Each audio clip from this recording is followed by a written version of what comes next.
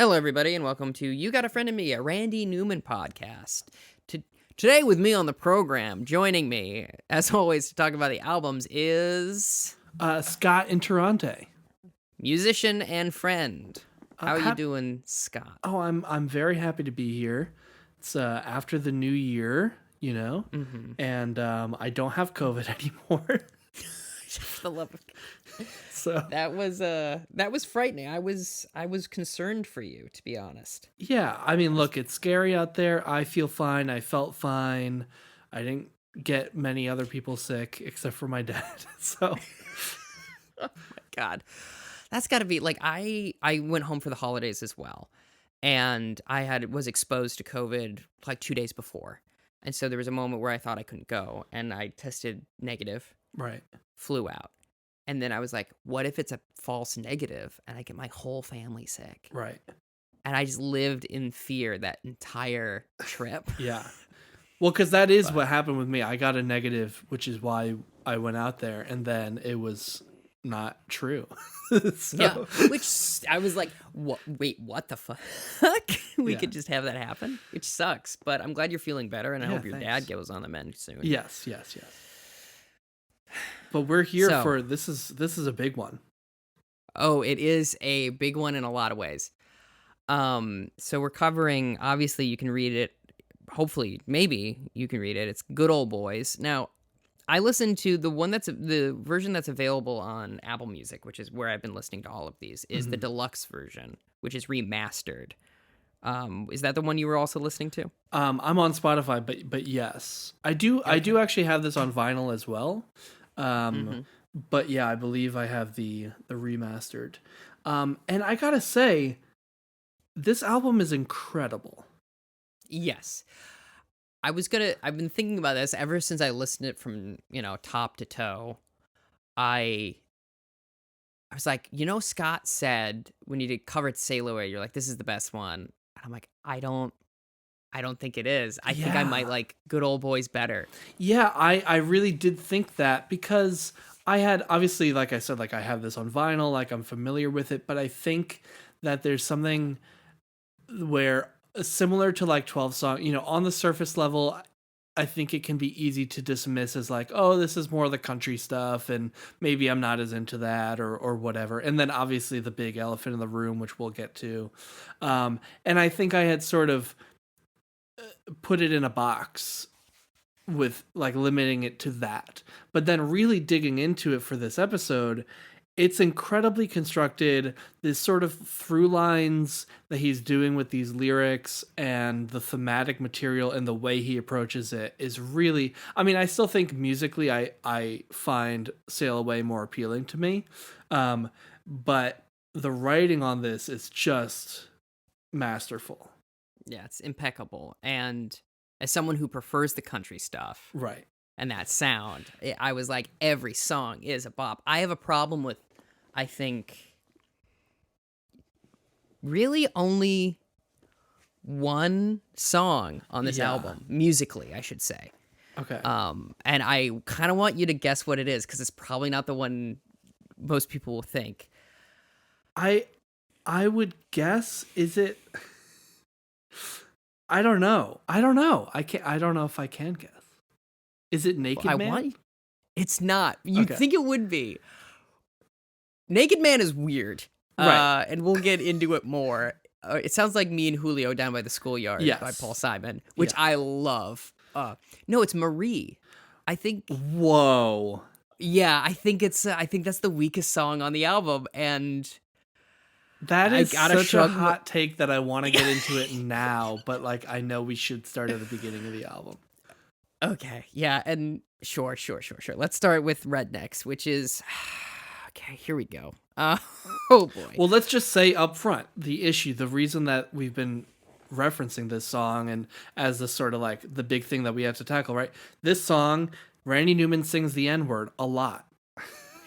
Yeah, here's the thing. When I first was introduced to the concept of Randy Newman singing the N-word, I was like, oh, I'm sure it's like once. And it's not. It's in the chorus. Right. It's all over this. And in some of the verses. Okay, so like, basically, and we were talking off mic about this a little bit of like, I think the biggest problem with this song is number one, that Randy sings it. Right. Because if it was a black person, it wouldn't be an issue. Number two, the other really big problem with this song is that it's a perfect song. Right. It's so good. It's a bop. Like musically, it's so fun. The satire and the very poignant message that he's trying to get across, Right, are also good. It just sucks that he says the N-word a bunch. Yeah, and it's one of those things that's like, you know, you and I are not the people to say that sure. he gets a pass. But 100%. But the sort of the fact of it from at least our perspective, I think, is that like the song is better for it, right? Like whether as a song, what he is doing lyrically, it is better for it that he does sing the N-word in the chorus, right? And like again, whether like maybe it should be someone else singing this song, absolutely. But what he's doing, and we'll get into that right now, but like it works for the song. It is what the song needs. Yeah, because I've thought about it. I was like, if you had Keeping the Black Man Down, that's Right. so limp, know. There's no punch to that. And yeah, it's kind of a necessary evil to convey the point of the song, which again, it only sucks because it's him singing it. And again, I agree with you as well. Like and I'm going to have an episode devoted to this song because it's like a weird kind of anomaly in his career, right? Right. Because it's like, I said this to myself out loud. I was like, I never thought in a million years that my problematic fave would be Randy Newman. Right. So I want to have, someone who has better authority and a better perspective to talk about it. But as terms of like a piece of satire, I think it's just beautifully constructed because you think it's one thing for most of the song. Right. And then there's that bridge where it's like, hey, by the way, the North is just as bad. Yeah. So let's sort of like back up and really explain what's happening here. So the song is from the perspective of this character. Initially, this album was going to be like a sort of concept album, all from this one character's perspective, or all about this one character, this Southern good old boy, right? And he eventually sort of scrapped that idea and includes some other songs, but a few of them, this song included, are from this perspective of this, white Southern good old boy, redneck, and he starts off by talking about the lyric is, "Last night I saw Lester Maddox on the TV show with some smart-ass New York Jew." And this is a true thing that happened. This is talking about Lester Maddox, who was like a segregationist restaurant owner in Georgia, who then became famous for being racist, basically, and then ran for governor and won. And then he went on the Dick Cavett show. Now it should be mentioned that Dick Cavett is neither from New York or a Jew, but yes, in this character's perspective. Yes. Yeah, because he's ignorant. The character is ignorant. And yeah, I was going to say the main question I have about rednecks is, who is Lester Maddox? I've never heard of this person. Yeah, so this is a real person. He was the governor of Georgia, and he went on the Dick Cavett show and was basically made to look like an idiot. He is an idiot, of course. I mean, he's a racist and a bad person. But Dick Cavett had that very like smug liberal approach to him. He was very rude to him, and he made him look like an idiot. And Lester Maddox left before the episode was over, and it became a whole thing. And so essentially, this character and Randy Newman said like he saw that and was inspired to write this song. It's because from his perspective, he's like, well, I don't agree with this guy either, but like if I was someone from Georgia and I just voted for this guy to be our governor, and then he goes on this TV show and he's made to look like an idiot, like I'd be mad too, And so the character is talking about like, I saw Lester Maddox on the TV show, and he was being made to look like a fool, and he says like he may be a fool, but he's our fool, And And I think they should have treated him better, and so that's why I wrote this song. Which is in a lot of Randy Newman songs where he's doing this character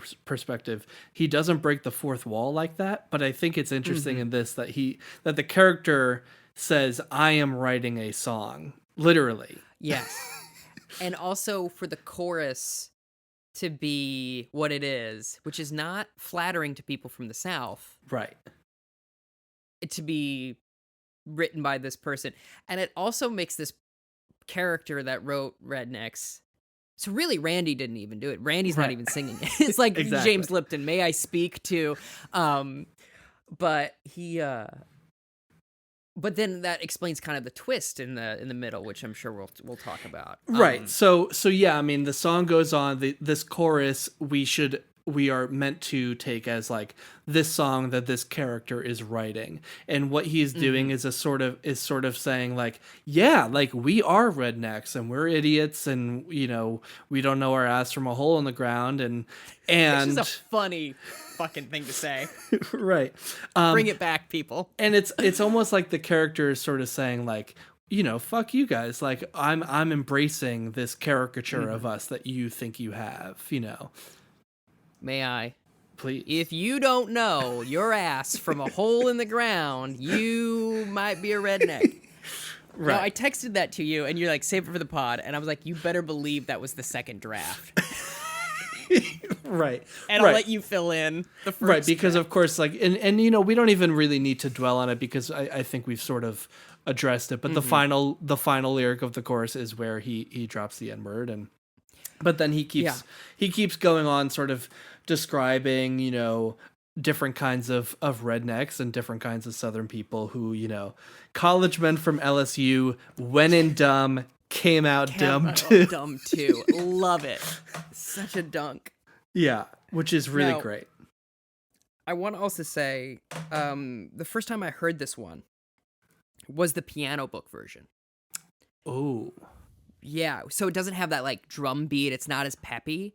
Right. And it is so, I think, almost more effective because it's this old guy, again, at a piano, and he's just, it's not somber per se. It starts with an E minor chord, so it's already like, ooh, what's going to happen? Right. But it sounds more, I guess, poignant would be the word I would use, rather than like, it's meaner on the album. It's snarkier. Yeah, absolutely. Yeah, and so what you alluded to earlier is we get this kind of turnaround in the third verse where the character starts saying like, oh, like in the North, you know, you all think you free the black man. You know, you think, oh, the black people in the North are classy and free, right? But free to do what, right? And then he goes on this litany of free to be put in a cage in Harlem in New York City, free to be put in a cage in the South Side of Chicago, right? And talking about how like in the North, right, we're still racist too. Like y'all are, you know, just throwing them in jail, which, you know, was true then, and frankly, it's true now. That's what's so powerful about the song, I think, is that like this is still the stuff that's playing out, right? Yeah, absolutely. And I hate that it's still relevant, right? It sucks that it's still relevant. And that's another thing that's crappy about this song. It's still relevant. It's still so important. Specifically, I'm a Minnesotan. Right. And the George Floyd thing happened in my home state. Right. The tragedy that happened. Being from the North, the almost as North as it gets. Right. Minnesota has a very bad attitude about race because we were the first to join the Union Army. So we're like, we're good, right? It's like, no. It's absolutely true. Places are so segregated up there still, but it's just done in different ways. And so, again, the point of the song is a beautiful and extremely anti-racist stance. Right. And it just stinks that it stinks. Right. Right.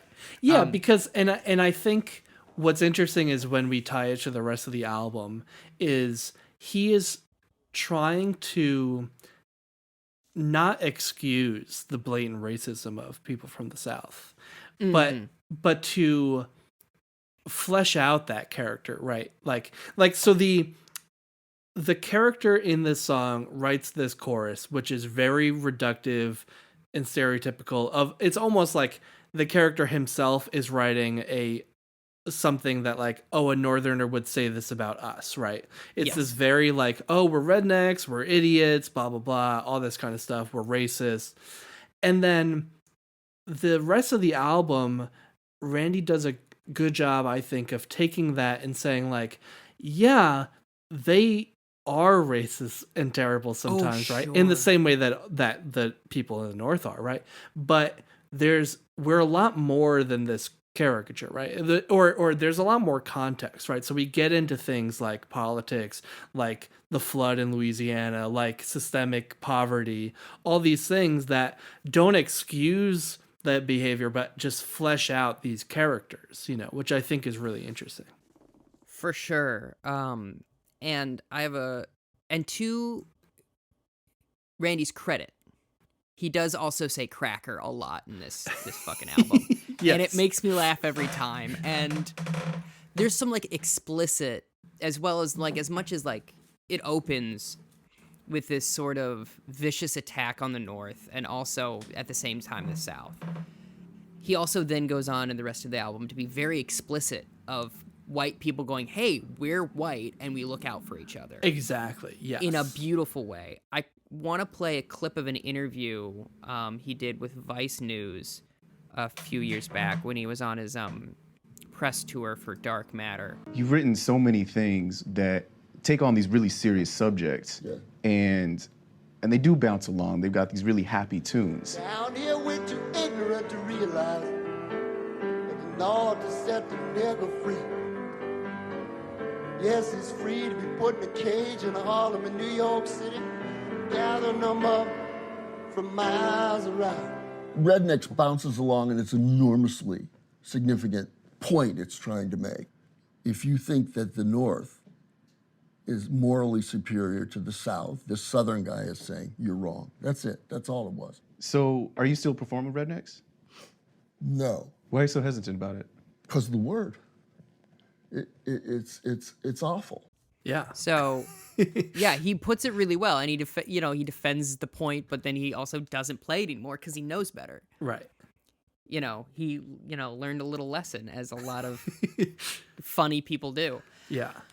I did text you also. I was like, I think I figured out a way to cover the song, and you were like, oh boy. Yeah, I am And curious about this. And it's number one, don't be a coward and just say the N-word. No, I'm kidding. But no, it syncs up with Three Dog Night's Joy to the World really well. Okay. And doing a mashup of those two. And that also changes Joy to the World Right. in a way that is also kind of fun and satirical. Yeah. Because that song is presented as like, hey, I'm, fucking around with my friend, and if I was in charge, this is what I'd do. But then if you add in the layer of like, we're rednecks, I don't know. I think it amplifies both songs. Yeah, that's really interesting. I'm excited to hear that. Yeah. I will eventually do a Tristan Sings Newman album, and that will be on it. But yeah, that's the big elephant in the room. We've talked about it for 10 minutes. Right. Listen to it. It is a good song. It's poignant. It's smart. If I ever get to talk to Randy, Yeah. I'll be like, how much did you struggle with that? Right. Right. Because that's what I'm curious about. And again, not a good authority, but it fits the song so well, and it's a perfect choice for the song because it has the amount of power it does. Right. Exactly. Yeah. Now, the next track is Birmingham, Yes. which is, from my understanding, the same guy, right? Yeah, I think it's supposed to be from the same guy, and I think the song is very interesting. It's similar to some of the character songs we've gotten on other albums. It's much less pointed, right? It's just sort of like, I'm a guy, and I'm, I'm proud of I'm a being guy. from Birmingham, Alabama. I work with my hands. I don't have a lot Yeah. going on in my life, right? But what Yeah. I think is specifically interesting about this song, because he talks about like, oh, Birmingham, like best city in Alabama, all this kind of stuff. What's interesting is not what is in the song, but what is not in the song, right? So this, this album comes out, it's 1974. Just 10 years earlier, Birmingham is like the epicenter of the civil rights movement, right? I mean, you got Bull Connor, Dr. Martin Luther King Jr. is arrested in Birmingham, Alabama, right? This is like the center point of the civil rights movement. That is not on this guy's radar at all, right? That has nothing to do with his pride from being from Birmingham. 0% of it is like the civil rights movement. Yes. And that, I think, is kind of indicative of like now, here's the thing. Let me get on a little soapbox here about liberals for a second. This is the podcast that's going to get me canceled, which is so stupid because I'm just talking about Randy Newman. Right. No, but when people use the word ignorant these days, a lot of the time they mean it to be bigoted, right? Right. Whereas I think this guy is a great example of being ignorant. He just hasn't thought about it. Right. He just doesn't need to think about it. He's ignorant to anything of that sort of nature. And he's so wrapped around in his own life that it does, it's just, like you said, it's not on his radar. Right. Yeah, I think that's really interesting. And I think we can talk about Marie at the same time because it is it is also from the same character and a very different side of this character, right? And so 100%. And so with Marie, this is this good old boy, think very stereotypical like Southern guy who like works in a factory and he doesn't think about difficult things. And so he has this song Marie about his wife saying like, I've never learned how to be vulnerable enough to tell you really how I feel, but I love you and I've always loved you. And it's really hard for me to find those words of how to say that because as a man in this society, as a Southern man, as a working class man, we are not taught how to express these emotions, right? And I think it's really, I mean, I do want to get into why you don't like it musically, but but to me, I think it's like an incredibly beautiful and powerful song. Even taken outside of, I mean, this is one that like can be covered by anyone. Yeah. Would fit in any context because it is a universal truth that it is hard for humans to be vulnerable about their emotions, regardless of, who they are. But I think in the context of this, it adds so much more dimension to this kind of character. Yeah, I agree. There's like two sides of him. And, behind every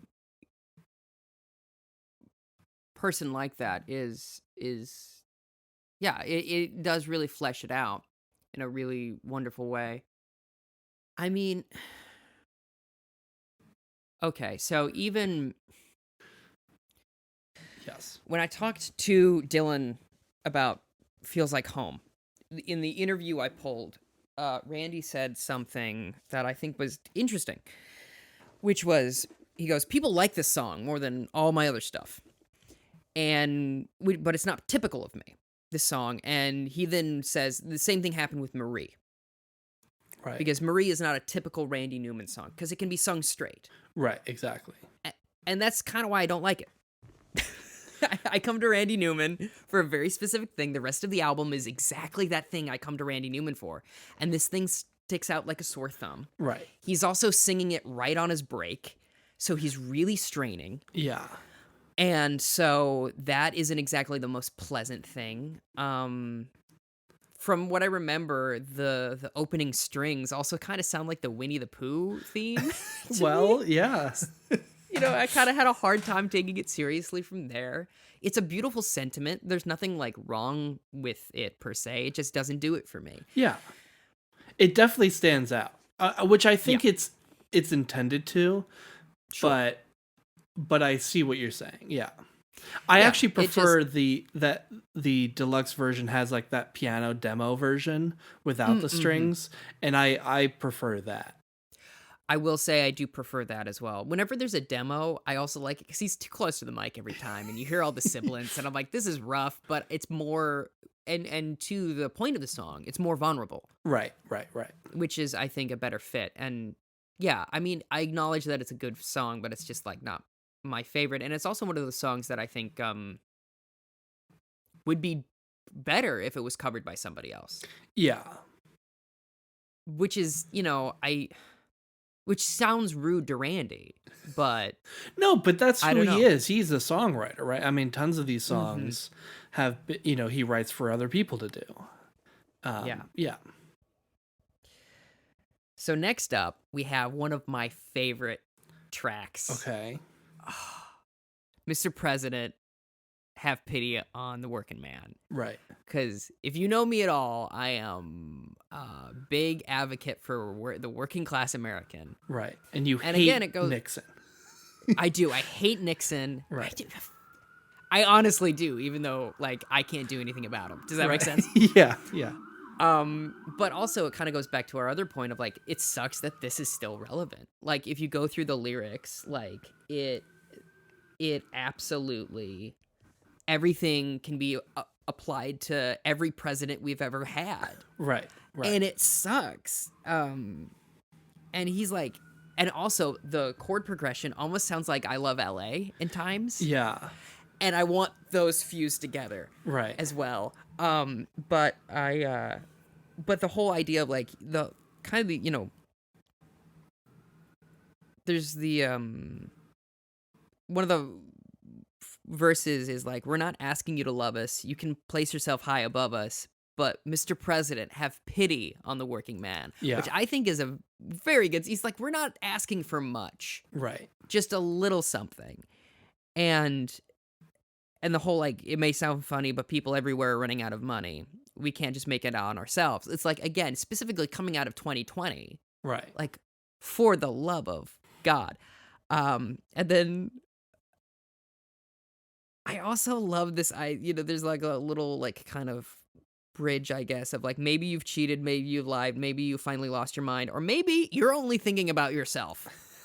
Yeah. Which I love as well. It just like, and the way it's orchestrated is like very sort of, again, country sounding. Yeah. I love that. And I don't know. I'm a big, at the comedy show last night that I was doing, someone came in late because they were working their job and they were a truck driver and I was hosting, and normally you give a person a hard time because they come in late, right? Not me. I was like, you're a truck driver? He's like, yeah. I'm like, that's a great union job. Let's all give it up for unions. Like, that's who I am as a person. Yeah. Yeah, well, which is interesting because then this sort of trio of songs that we get next. Mm-hmm. Or I'm sorry, I'm skipping ahead because we have Guilty comes next. So let's Yes. briefly talk about that, but then we get into a real like suite of political songs. Yeah. One more thing about the Mr. President. Yeah. Also, I think it is a pinnacle of like, this is what Randy Newman does. Like Right. this in political science. I'm like, hey, I've seen something in the world. Here's me being an ass about it. Yeah. Yeah, and I think it but I also think it fits into what he's doing with these characters, right? He's sort of like 100%. trying to give that context or that perspective of who these people are and what their lives are like and where their frustrations come from. And again, not as a sort of way of like, I mean, this is something we talked a lot about during the Trump years, right? Of this sort of like people using economic anxiety as a cover for like them just being racist, right? And like it's not necessarily, I think, to do that, but I think it is to like to bring that like depth and reality to who these people are, Absolutely. And I guess I have a soft spot for it too, because I grew up in South Dakota, which is the south of the North. Right. Right. So like there's a very similar vibe. And like even though like it wasn't explicitly, they're mostly talking about Birmingham and all this sort of stuff there, Randy is. But it made me think of like West Virginia, which is a mining and Right. it's so poor there and it sucks. And it just like explain, like it doesn't justify it, but it explains a lot of behavior of these people. Right. Does that make sense? Yeah, absolutely. Yeah. And then, which actually does tie into Guilty, this next song, Mm-hmm. which is about a guy who just knows like he doesn't have his shit together, Yes. and he can't get his shit together because of who he is and what his situation is and what life is like. He just, Mm-hmm. he has this great lyric, where he says, "How come I never do what I'm supposed to do?" Right? Which has this self-awareness of like, I know that I keep fucking up. I know that I'm drinking too much. I know that I'm not doing the right thing by you and by anyone else. And like, why can't I? Like, frustrated with Yeah. himself, which I think is really, really great. I agree. When Randy was on WTF with Mark Maron, they had a nice conversation about this song. Yeah. Because Mark was like, "Yeah, that one really spoke to me, actually." And I was like, yeah, that makes sense. Right. But the last line, I don't often tear up at a Randy Newman song, but when I do, it's really, but that last line of like, it's going to take a whole lot of medicine for me to pretend that I'm somebody else. Right. And I think about where I was in like my early 20s. Yeah. I was like, oh, wow, you just nailed it Yeah. right on the head. And it's a beautiful song. And it's so sad. Yeah. Well, so this is interesting. This is one that was first recorded by someone else. It was recorded by Bonnie Raitt, which, and her version, I mean, it sounds like a Bonnie Raitt song, like this beautiful torch song ballad kind of, and his version is a little bit, I don't want to say hokier, but because it's like, it's all like, it's on the piano, it's got his like Randy Newman-ness to it, which I think is good and interesting, and it's sad and all of that. But there's something about like her version I think is worth checking out. Noted. I think that was also one that I originally heard on the songbook, and his age really enhances it. And the image I always have in my mind when I hear this song is a guy at a bar who's just gone into the bathroom. Yeah. And he's talking to himself in the mirror. Oh yeah. Because I've been there, and it sucks. Right. But yeah, even though he's like apologizing to his wife or his girlfriend. Right, but he may be just saying that in the mirror to himself. Exactly. And I don't know, it's a really haunting song. I really like it. Yeah. So then now though we have these three songs that, I mean, obviously the second two are much more directly tied together, but I think this first one, Louisiana 1927, sort of sets the stage. So this is about the Great Flood in Louisiana, in New Orleans, in 1927, which I think is actually, even still with all like the crazy climate shit we have going on, is still like the most destructive flood that we've had in the United States. And of course, it has this echo to Katrina and everything else that New Orleans has gone through. And so this is a song from this perspective of a guy, just a regular person who lives in New Orleans, experiencing this flood and feeling what a lot of people felt in 2005 as well, of like, no one gives a shit about us, right? Like that we're being abandoned to just let us wash away. And it's honestly crazy that he wrote this in the mid 70s, and then like exactly the same thing happened in 2005. Yeah. And there is like, and again, one of the reasons I prefer this to Sail Away is, again, I have a soft spot for working class America. I'm obsessed with it. And this is, again, about that. It's about people who can't, because a lot of the time, even when Katrina was happening, a lot of people are like, why don't these people just move? Right. And it's like, well, they don't have the money to, idiot. Yeah. This is their home. Yeah. It's their home. It's where their family is. They've been here for generations. Like, that's such a rude sentiment to have. Right. And it reminded me a lot of the talk that, you rightly brought up Katrina as well. And then also what's interesting is melodically, and it's similar to Sail Away as well. Yeah. And I'm it's so glad that you said that, because to me it almost sounds like it's a parody of, like, it sounds like very similar to Sail Away. And I couldn't find anyone like saying that online. And to me it's like extremely obvious that the piano is very similar, the melodic structure is very similar. yeah, and you could maybe make the argument that it's a response to Sail Away. Right. Of like, we brought you all here, and guess Yeah. what? Yeah.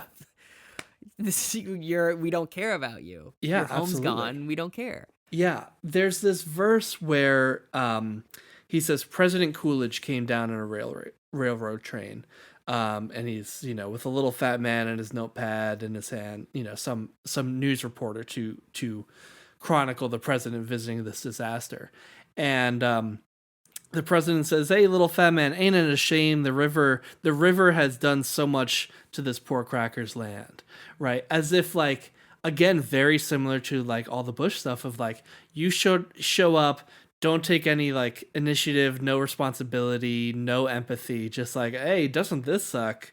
And then I'm Yeah. gonna get back on a train and go back, and it's like, without saying it's like very much like the Kanye, like, George Bush doesn't care about black people moment, right? It's like, we are here being left to like drown, and the president shows up and he's like, oh, that sucks. You know? Yeah, damn. It truly be that way sometimes, doesn't it? Yeah, yeah, It's, again, every part of this album, what I love about it and what I hate about it is that every part of it is still relevant. yeah, yeah. And it stinks, and it shouldn't be. Right. But it's so, I'm going to keep saying the word of this episode is poignant. It's so on the nose and correct Yeah. about so many social issues that, like, I don't know. It really speaks to me on that level. Yeah, absolutely. Yeah, exactly. We are still dealing with, like, obviously COVID is different than a flood, right? But in a lot of ways, it's the same kind of thing of like, hey, we're all fucking out here, and like, what are you doing? Like, where are you? Yeah. You know, what is anyone doing? Yeah, and even with the hurricanes last year, Right. you know, the Louisiana flooded again. Right. It keeps happening. Right. 100 years later, almost. Yeah. Yeah. Oh, yeah. And so this goes right into the song "Every Man a King" is not written by Randy Newman. This is a campaign song, an actual campaign song from why did his name just pop out of my head? Sorry, I have it here. You're fine. I didn't Oh, know yeah. that. Okay, yeah. Go ahead. Okay, You found his name.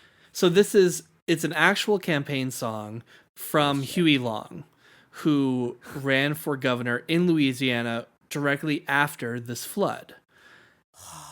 And so first what we do is we get this actual campaign song called "Every Man's a King," because his sort of nickname was the Kingfisher.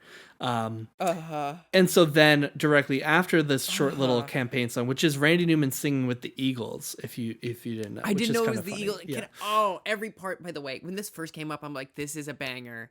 Yeah. This is so good.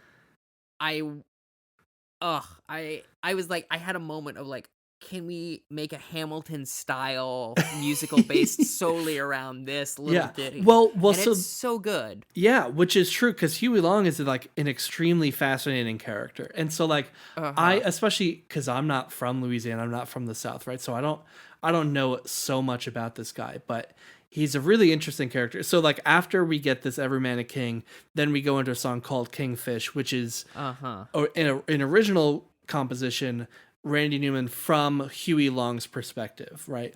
And so Huey Long is someone who, he was a populist Democrat in Louisiana who, like, you know, voted for Eugene Debs and was like, you know, essentially a socialist progressive who supported FDR and then thought the New Deal wasn't progressive enough and turned against FDR. So like that's sort of where he was coming from. He may have also been racist, but he was coming from this perspective of like this populous Louisiana, like, you know, we should have expanded healthcare, and we should have a wealth tax, and we should, you know, all this sort of stuff, public infrastructure. He talks in this song Kingfish about like building the highways and you know, having these big events for all Louisianans, all this sort of stuff. So that's where he was coming from.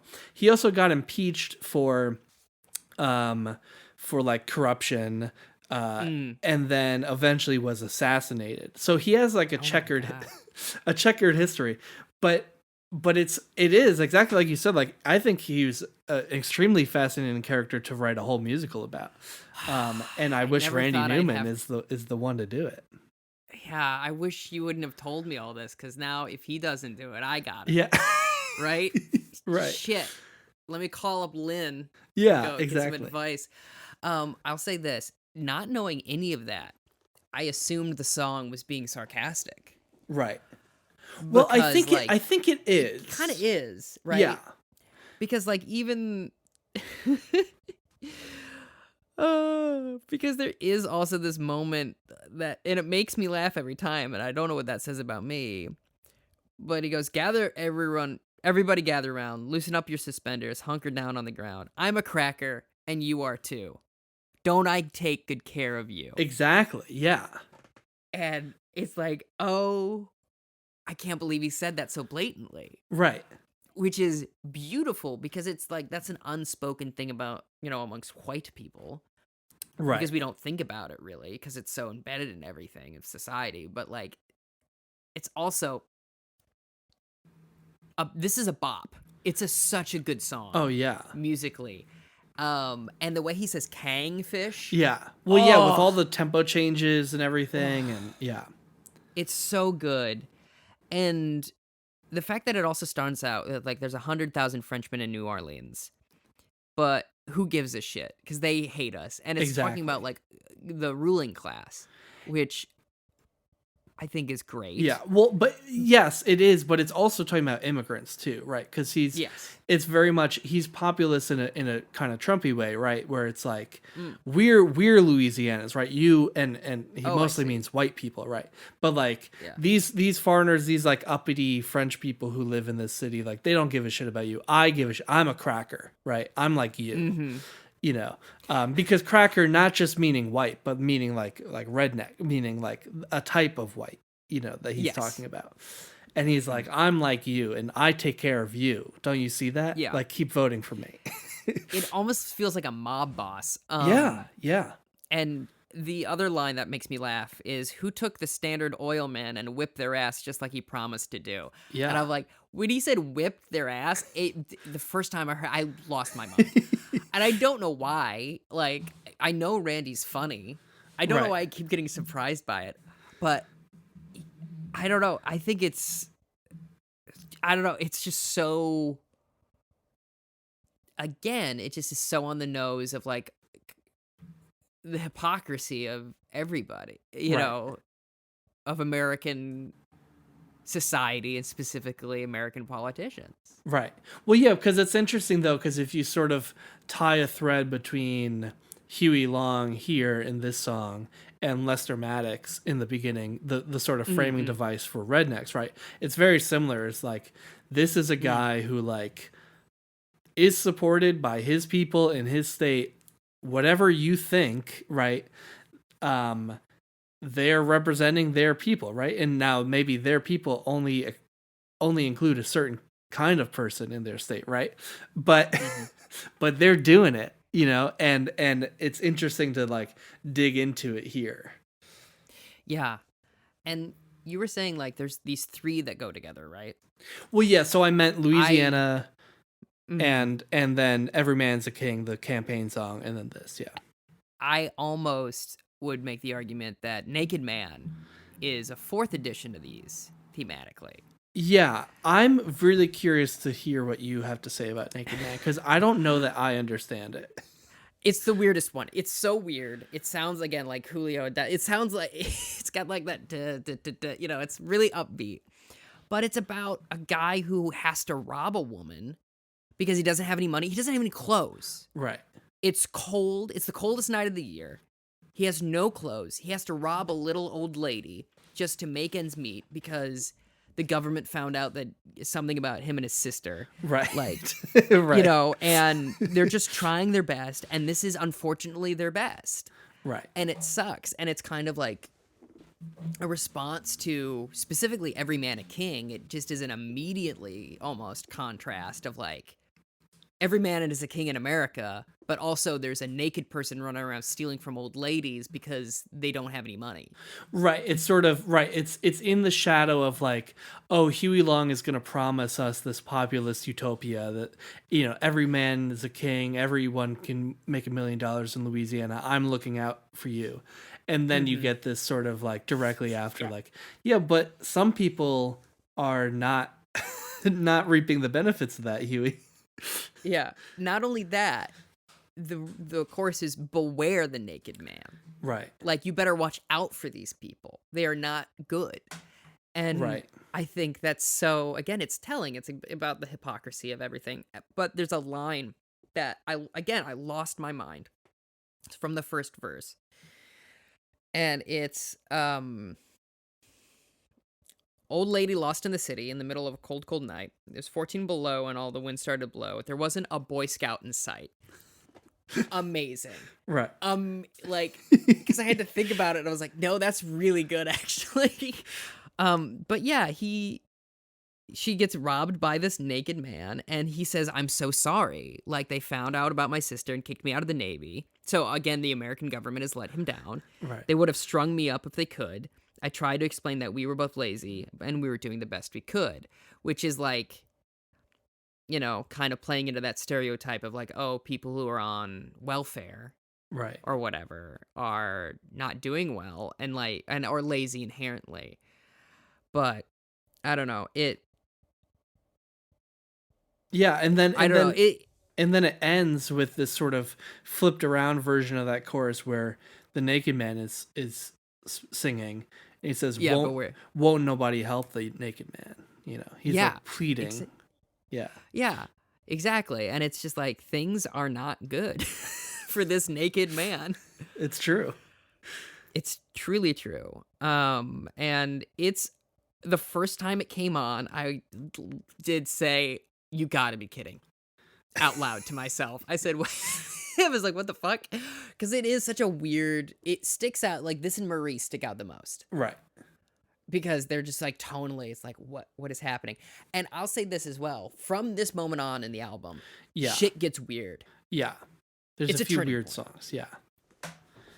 Which, Yeah. speaking of, Yeah. So I honestly so the next song, A Wedding in Cherokee County, I don't know if I have anything to say about this. It's a weird song about a weird guy who's marrying the weird woman who it's unclear whether they like each other. It seems like they don't, but they do love each other, or they are getting married. I don't know. so I love this song. Okay. I do. Because it is so weird. And it is about this weird guy who's marrying this weird lady. You are right. But then it gets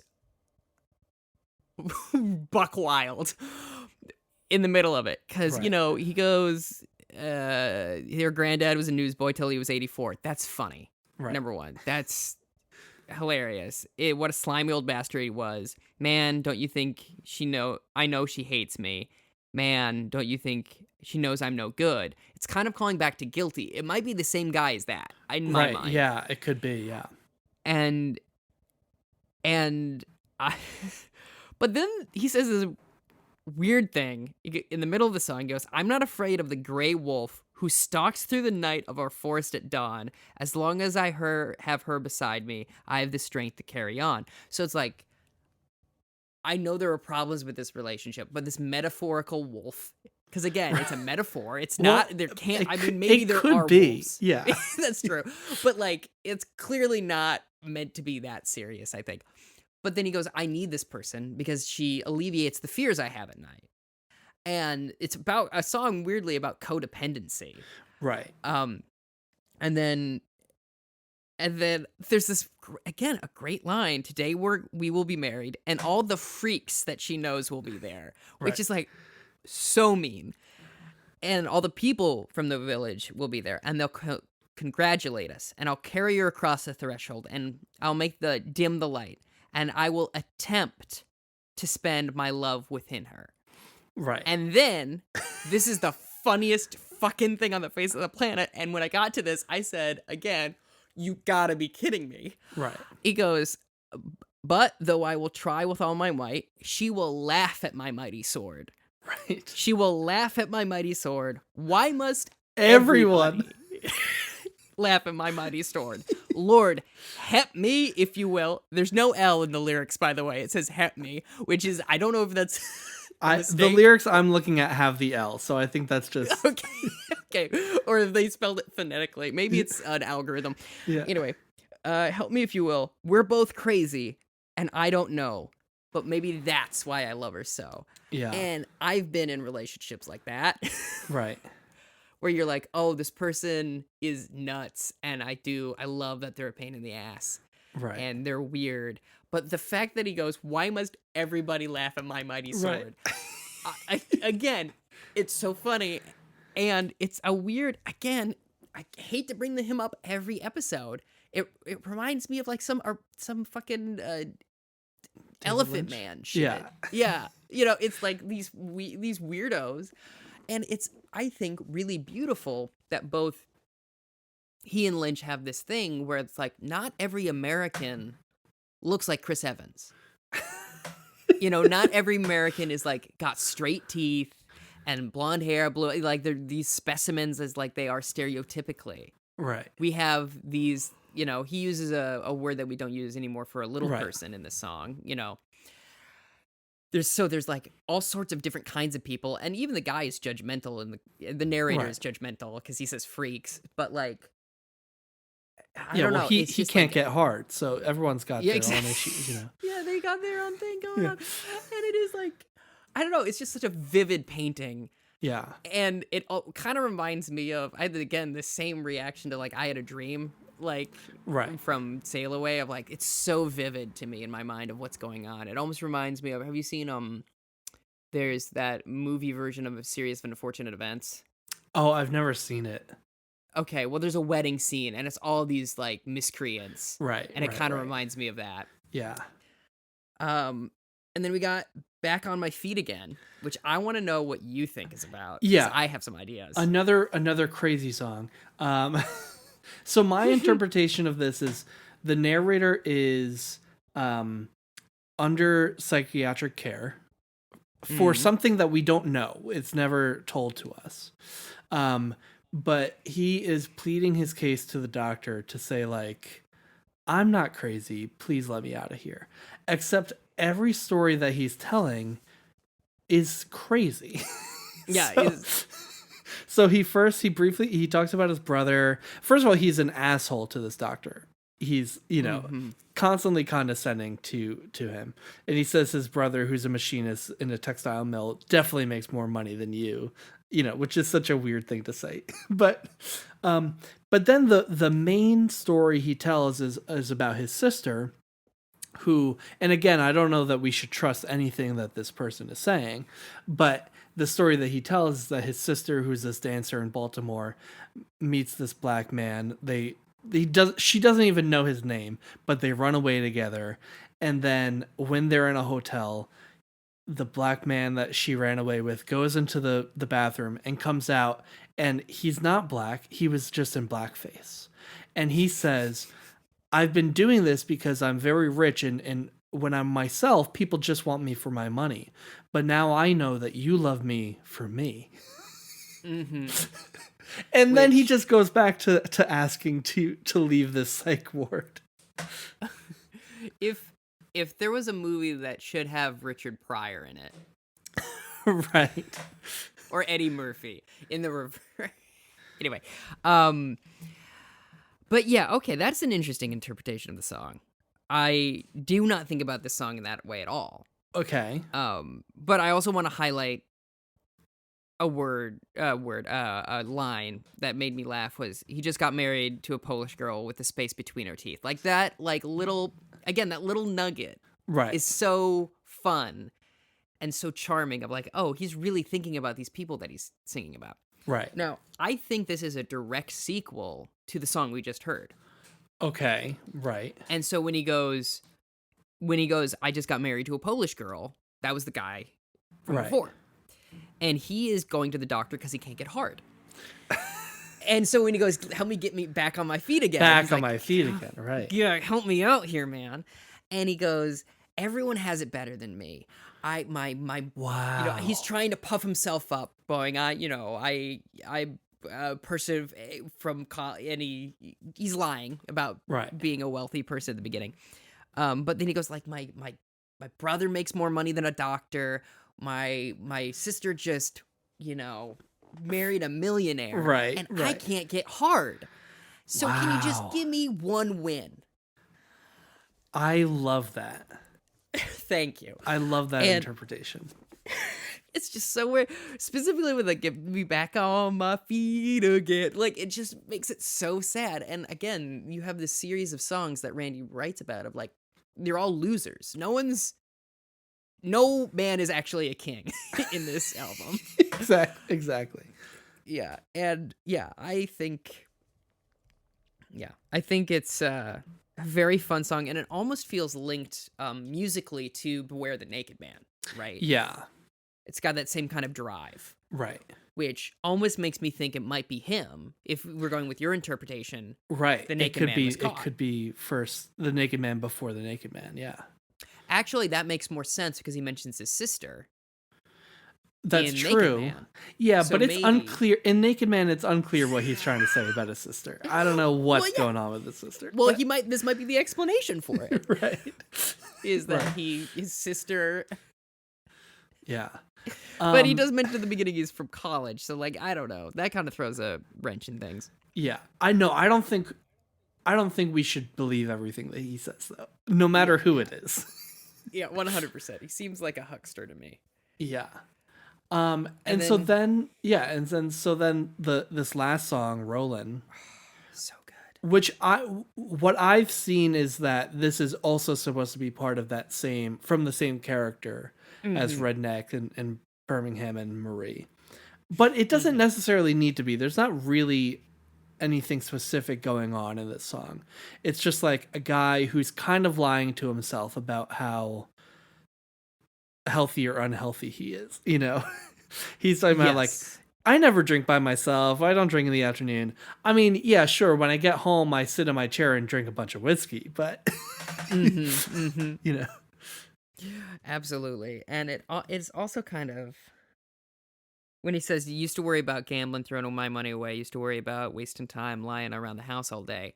It almost feels like kind of a response to like the whole album of like, man, we've made such a big fuss about the flood, about all this other stuff. right, Who gives a shit? right, I just want to just chill for goddamn right. minute. Exactly. Yeah. At the end of your life, you look back and you're like, well, what was I saving that money for? Or what was I struggling for? Or what was I, whatever. Which is interesting because a lot of the struggles detailed on the album are very real and serious, right? But this character at the end of it all is like, ugh, who cares? We're just rolling along, rolling on. Absolutely. And I think it almost to me feels like a companion piece to Guilty too, because like Guilty is it feels like such a young man's self-denial, right? Right. With some self-awareness and like, why can't I stop doing this thing? And this feels like a response to that of like, well, when you get older, you just are who you are. Yeah. Almost. Kind of like he's not necessarily given up, but he's accepted that he just is what he is. Yeah. And again, I heard the songbook version of this first, and Right. again with Randy's age, and it's just him at the piano, and it's rolling, Yeah. and it's so good, and it's a nice little ditty, and it's great musically. I don't know, it's one of my favorites too, and I started learning on the piano as well. Like, I don't know, it's all of these songs are great. Marie just doesn't work for me personally, but I get it. I get it. I get it. Yeah, it's fine. He loves his wife. Whatever. No. Give me more about how politicians suck. Right. But yeah, I I love this album, and I was not expecting to necessarily. Yeah, it's great. Can I tell you what sucks though is having listened to this album a few times over the last couple weeks, I have had Rednecks stuck in my head. It's real good. And it's real good. And the thing is, that's where I figured out that melody because I was like, how do I sing the Right. song that's stuck in my head and get out of it? And I was like, you know what fits? This. Right. And I didn't fix it. Also, I wanted to, and I forgot to mention that we were talking about earlier. You know how some people are such a big fan of Kanye West that like when they sing it, they'll like stop, Right. sing his songs. They'll be like in Paris. Right. I'm that guy for this song. Right. Yeah. It's like unfortunate that this is the song that I'm like, Yeah. We're Ooh. keeping down. yep, Yeah. exactly. I hope I have a good conversation about it with somebody else as well. And Yeah. if they want to just lay into me for liking this song, I will Yeah. I'll eat my vegetables. I Right. will. Right. I'll eat what's good for me. Yeah. yeah. Yeah. Well, tell us what you think in the comments. Like and subscribe. Actually though, like what do you do? We do this every week. Where can people find you? Yeah, people can find me online on Twitter. It's at Interrante Scott. That's INTERRANTE Scott SCOTT. I'm on TikTok as well, Scott Interrante, and I'm doing this podcast. It's called "This Is the Greatest Song I've Ever Heard in My Entire Life." I think I said that right. I don't know. It's coming out soon, next month. You were just gracious enough to record an episode with me, which I'm really excited about. I'll give you one guess as to what song he picked, but I'm really excited about that. I've got some cool guests coming up, and Now, what if I had brought Rednecks? right. What if I did? But what if I'd be like, "This is the greatest song I've ever." I mean, it kind of is. It's really good. Yeah, but yeah, it was a really fun recording, and good talking to you about more Randy Newman stuff. Yeah. But which again, we'll get into it when we get to that album. But you probably found this episode on my Twitter feed, but at Tristan J Miller 1. Then I have a link tree. Just go to there, and I have a musical album. So if you want to hear me sing and do impressions, including a Randy Newman impression, Yeah. which is pretty good. It's gotten a lot better. That's always the unfortunate thing about impressions. I'm like, I've gotten so much better than this recording of it. Right. You can go to Apple Music or Spotify and put in Tristan Miller Tristan Miller live for now in parentheses and in concert, which I was very happy when I found that title. No, it flows off the tongue. Anyway, so that's good old boys. See you next time.